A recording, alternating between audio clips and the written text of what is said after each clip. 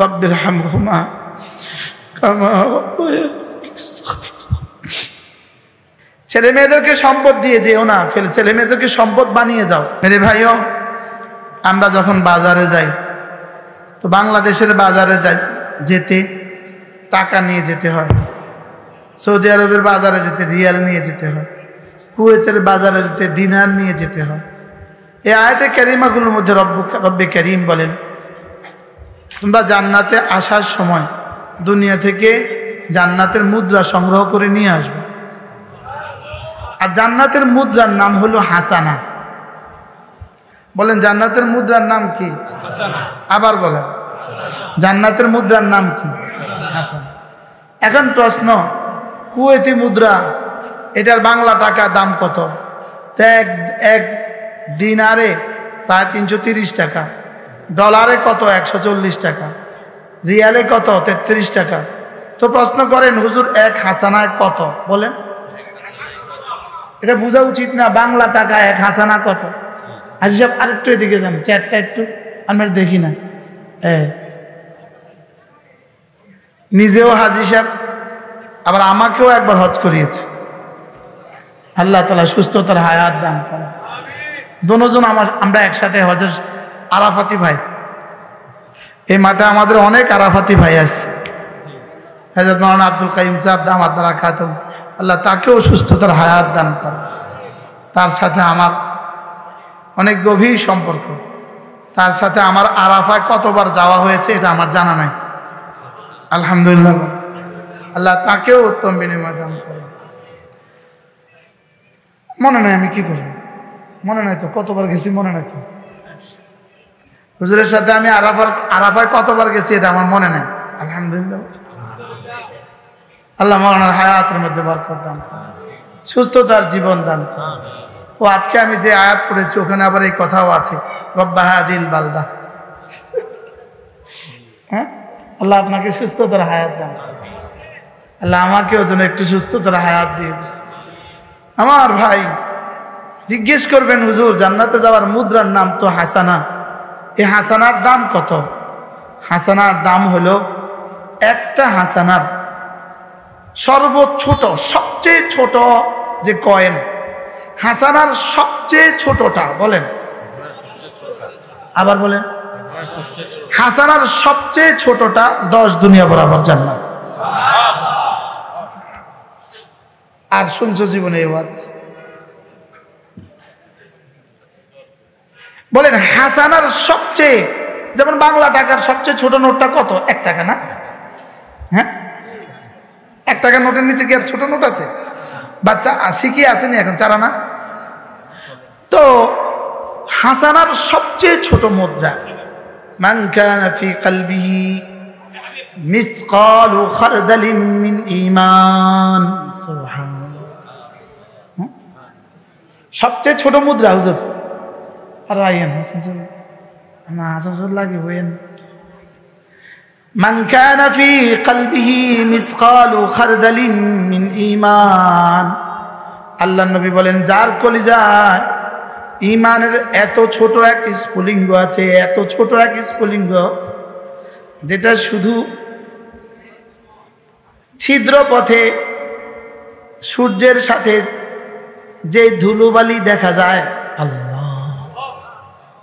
কি বলছি, বেড়ার ছিদ্র দিয়া সকালবেলা যখন সূর্যের আলো ঢুকে, পূব আকাশে সূর্য যখন আলো ঢুকে, তখন এই আলোর মধ্যে দেখবেন কিছু বালু দেখা যায় খালি চোখে। কি আমি অনেক সময় ছোটবেলায় ঘরে যখন বেড়ার ঘর ছিল, ছিদ্র ছিল, ঘরে কি ছিল, আমাদের ঘরে বৃষ্টি আসার আগে ঘরে পানি পড়তো,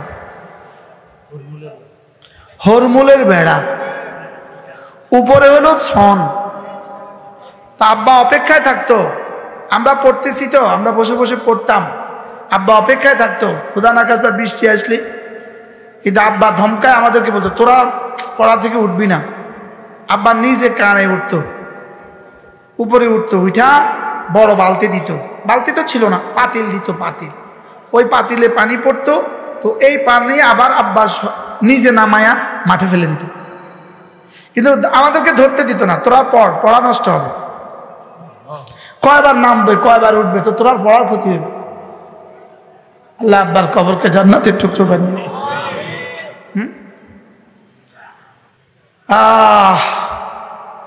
রব্বির হামহুমা কামা রাব্বায়ানি সগীরা।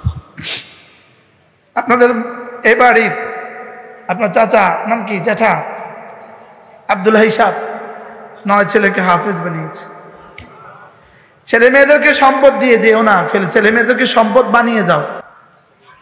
সুবহানাল্লাহ বলে কি, ছেলে মেয়েদেরকে কি বানায় যাও? সম্পদ দিয়ে যাও না, সম্পদ বানিয়ে যাও। বলে বুঝে না, ছেলে মেয়েদেরকে সম্পদ দিয়ে যাও না সম্পদ বানিয়ে যাও? সম্পদ বানিয়ে যাও। ওদের সিনায় কোরআন দিয়ে ওদেরকে সম্পদ বানিয়ে যাও, ওদেরকে ইলম দিয়ে ওদেরকে সম্পদ বানিয়ে যাও। সুবহানাল্লাহ বলে। সম্পদ তুমি হেফাজত করতে হয়, সম্পদ তুমি হেফাজত করতে হয়, আর ইলম দিয়ে গেলে ওটা তোমাকে হেফাজত করবে। সুবহানাল্লাহ বলেন। সম্পদকে আমি হেফাজত করি না, আমারও সম্পদে হেফাজত করে। বুঝেন নাই? আমি কি করতে হয়? সম্পদকে হেফাজত করতে হয়। আর সম্পদ কি করে?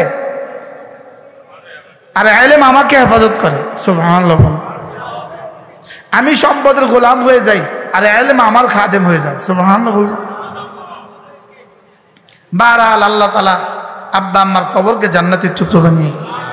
হযরত মাওলানা আব্দুল হিসাব ছেলেদেরকে কি পড়িয়েছেন?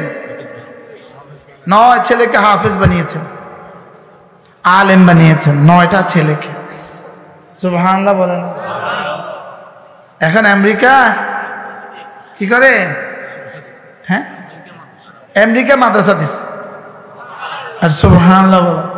এখন কি দিছে বলেন? আমেরিকাতে মাদ্রাসা দিছে। মাদ্রাসা পড়লে খাবে কোত্থেকে?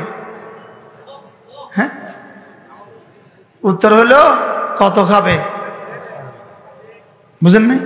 মাদ্রাসা হইলে খাবে কোত্থেকে? উত্তর কি? কত খাবে?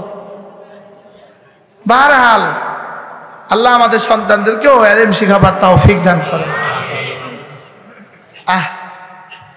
আমরা 10 ভাই, কি স্বপ্ন দেখতো বাবা কে জানে। বাবা জীবনের এই ছেলেদের জন্য কি পরিমাণ কাঁদছে আল্লাহই জানে। হ্যাঁ, যেদেরকে তো বাড়ি তো দিয়ে যেতে পারলাম না, দোকান আর ফ্ল্যাট তো এদেরকে দিয়ে যেতে পারলাম না, কি পরিমাণ গছায়া দিছে বুঝায়া দিছে আল্লাহরে কে জানে। আল্লাহ তাআলা আব্বা আম্মার কবরকে জান্নাতের টুকরো বানিয়ে দেন। কোন প্রসঙ্গ জানে আসছিল? মুদ্রা। হাসানার সবচেয়ে নিচু মুদ্রা, সবচেয়ে ছোট মুদ্রা, যেটা বেড়া দিয়ে দেখা যায়। বেড়ার কথা মনে হয়েছে আর আব্বার কথা মনে হয়েছে। আব্বা একদিন ছোটবেলায় ঘরে ওই যে বাঁশের ইয়ে দিয়া বেড়া বানাতে দিছে আমারে। তা আমি বেড়া বানাতে দিছি, বেড়া বানছি, কঞ্চি বানছি, মাঝে মাঝে বানছি। এবার আব্বাকে খাড়া করাছি, সব পড়ে গেছে। আব্বা কইতেছে, একটা বেড়া বানানে তোর আহে না, তুই খাবি কি দিয়ে? আমার মা কইতেছে, আমার ভূত বেড়া বানায় খাওয়ান লাগতো না। আরে বেড়ার কথা মনে হয়েছে, আর কত কথা মনে হয়ে। এই ছিদ্র পথে যে আলোক রশ্মিতে যেই ধুলে বালি দেখা যায়, এটাকে বলে জাররা। এটাকে বলে কি? মান কানা ফি কলবিহি মিসকালু খারদালিন মিন ঈমান, যার কলিজায় এক জাররা আছে, এক জাররা, এই লোকটা কোনো না কোনো দিন 10 দুনিয়া বরাবর জান্নাতের মালিক হবে। কি? এক জাররা যদি 10 দুনিয়া বরাবর হয়, সর্বনিম্ন মুদ্রার যদি এত বড় দাম হয়, সর্বোচ্চ মুদ্রার দাম কত? কি? সর্বোচ্চ মুদ্রাটার দাম রব ছাড়া কেউ জানে না। সুবহানাল্লাহ বলেন। এজন্য সাহাবায়ে কেরাম রাসূলকে জিজ্ঞেস করলেন, ইয়া রাসূলুল্লাহ, আমিনাল হাসানাত লা ইলাহা ইল্লাল্লাহ, ইয়া রাসূলুল্লাহ লা ইলাহা ইল্লাল্লাহ, এটাও কি হাসানা? এটাও কি? আল্লাহ রাসূল বলেন, কি যে বলো, লা ইলাহা ইল্লাল্লাহ এটা তো হলো আফদলুল হাসানাত। অর্থাৎ হাসানার মধ্যে যত মুদ্রা আছে এটা হলো 1 নাম্বার মুদ্রা। সুবহানাল্লাহ। ডলারের সবচেয়ে বড় নোটটা কিন্তু $100, $500 কিন্তু নোট হয় না। দিনারের সবচেয়ে বড় নোটটা কিন্তু 20 দিনার। কত? 20 দিনার। 100 দিনারের কি হয় না? নোট হয় না। এখন বলবেন হুজুর হাসানার সর্বোচ্চ নোটটা কত? নোটটার নাম কি? লা ইলাহা ইল্লাল্লাহ, লা ইলাহা ইল্লাল্লাহ, লা ইলাহা ইল্লাল্লাহ, লা ইলাহা ইল্লাল্লাহ, লা ইলাহা ইল্লাল্লাহ, মুহাম্মাদুর রাসূলুল্লাহ। এটা হলো একটা দাবি, এটা হলো একটা দাবি। বলেন এটা কি? দাবি। দাবি, দাবির আরবি হলো দাওয়া। এটা হলো কি? দাবি। দাবির আরবি কি? দাওয়া। যেমন আমি এই মোবাইলটা দাবি করছি, এই মোবাইলটা আমার, এটা আমি দাবি করছি। আমি কি দাবি করছি? এটা কার? আমার। ইনিও দাবি করছে ইনার। তাহলে এই মোবাইলটা হলো মোকদ্দমার বিষয়, মামলার বিষয়। এটার নাম কি? দাবি। দাবি। আমি হলাম বাদী, ইনি হলেন কি বলেন? বিবাদী। এখন আমরা মোকদ্দমা দাখিল করলাম। মোকদ্দমার বিষয়টা কি? সাবজেক্টটা কি? বলেন কি? এবার আর শাহজিমের মালিক তিনি হলেন বাদী। সুবহানাল্লাহ বলেন। আর লা ইলাহা ইল্লাল্লাহ হলো দাবি। সুবহানাল্লাহ বলেন। সমস্ত কাফের হলো বিবাদী। ইহুদি হলো কি? বিবাদী। ইহুদি কি বলেন? বলেন দাবিকে, দাবি, দাবি, বাদীকে, দাবিটা কি? এটা হলো কি? দাবি। এবার বিবাদীকে, পৃথিবীর সমস্ত মুশরিক কি করে? বিবাদী, মানি না। আল্লাহর দাবি কি বলেন? শুদ্ধ করে বলেন। অশুদ্ধ করে কইতে হয়। এটা হলো দাবি। দাবি করনেওয়ালা কে? বিবাদী কে? কাফের মুশরিক। এবার প্রশ্ন, তাইলে সাক্ষী দিতে হবে। কি দিতে হবে? সাক্ষী। এবার শুনেন, আল্লাহ তাআলা বলেন এর সাক্ষী রাখছি আমি, প্রথম আমি নিজে সাক্ষী, 2 নাম্বার আমার ফেরেশতারা সাক্ষী, 3 নাম্বার যাদের সিনায় ইলম দিয়েছি তারা সাক্ষী। সুবহানাল্লাহ বলেন। যাদের সিনায় কি দিয়েছি? ইলম দিয়েছি, তারা কি? এবার বলেন তো দেখি, আজকে পৃথিবীতে এতাআতি যারা আছে তারা এই কথা বলে কিনা? লা ইলাহা ইল্লাল্লাহ বলে কিনা?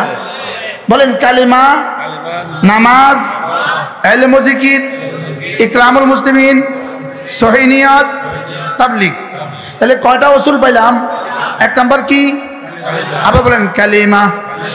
আবার বলেন, সবাই বলেন। আচ্ছা, এবার কালিমা, কালিমার দাবি বাদীকে, বিবাদীকে, কাফের মুশরিক, বিবাদীকে। এবার কালিমার সাক্ষী কয়টা? কি কি? এখন আল্লাহ তো দেখা যায় না, ফেরেশতা তো দেখা যায় না, এবার সাক্ষী আর কে থাকলো? এই সাক্ষী মানি না।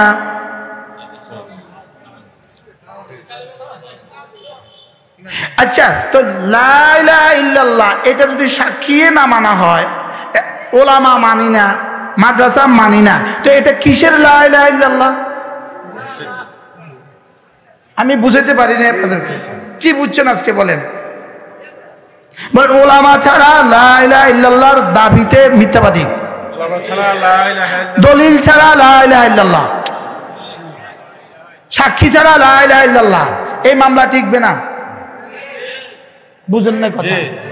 আমি দাবি করলাম লা ইলাহা ইল্লাল্লাহ, দলিল আল্লাহ, দলিল মালাইকা, আর দলিল উলামা। সুবহানাল্লাহ বলে না। এবার উলামা বাদ, এবার দলিল থাকলো? তো দলিল যদি না থাকে দাবি থাকলো? দলিল যদি না থাকে মামলা কি মোকদ্দমা টিকবে? সাক্ষী যদি না থাকে মোকদ্দমা কি টিকবে? তাইলে বোঝা গেছে এই জন্যই ইহুদিরা এই মোকদ্দমা যেন পৃথিবী থেকে আর না টিকে, লা ইলাহা ইল্লাল্লাহ যেন পৃথিবীতে না টিকে, এই জন্যই তারা এত আতি পয়দা করেছে। আজকে বুঝা আসছে নি? বুঝা আসছে নি কথা?